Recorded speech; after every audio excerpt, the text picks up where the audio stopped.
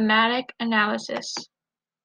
Biz poles are a common creation on New Guinea and held great value amongst the native Asmat people. They create these poles out of mangrove trees as a pledge of honor to their dead relatives. Furthermore, the poles themselves are used as ritual objects before a fight against other tribes in the area. The tea hockey terrain is a meeting house created by the Maori. The Maori people were indigenous to New Zealand. The meeting house itself was created to honor the dead brother of Rukupo, a skilled Maori carver. Over time, the meeting house became a place for the area's influential men to discuss business. When comparing the Biz poles and the tea hockey terrain, one will find that their forms are very similar. Firstly, there is similar style in human representation. Both pieces use geometric-based stylized human body. However, these styles do differ. For example, the meeting house has humans with enlarged heads. This is a specific aspect of style unique to the tea hockey terrain.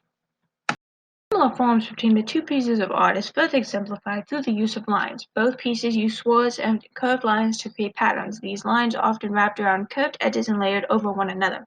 On the other hand, these pieces have different forms in relation to color. The meeting house uses multiple colors while the busy poles use very little color. Both the Biz pose and the tea hockey terrain were created with the purpose of honoring family. The meeting house was created to honor the deceased brother of carver Rukupo. Similarly, the poles were created to pledge to honor and earn revenge for family members that had died.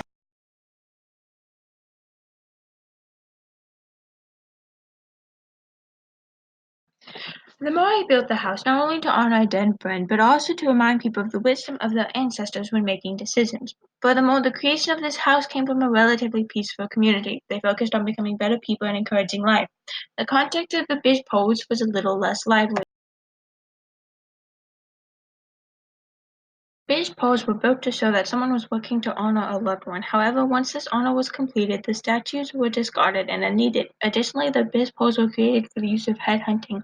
Head hunting is the practice of hunting for someone's head because a decapitated head holds power. When one collected these heads, they were fulfilling the promise of the biz pole. These pieces of art had very similar responses. Both of them were incredibly valued by their culture. However, the biz poles had a more time-sensitive value. While they were honored before a hunt, after the pledge was fulfilled, they became useless. The meeting house, on the other hand, has remained valuable for many years. It was so valued that in 1953 it was restored. While these pieces have some strong differences, the two pieces have very similar themes. They both center around the idea of ancestor reverence. The tea hockey terrain was created not only to honor a dead brother, but to honor all the past members of the family. Similarly, the biz poles were created as a pledge to honor fallen family members.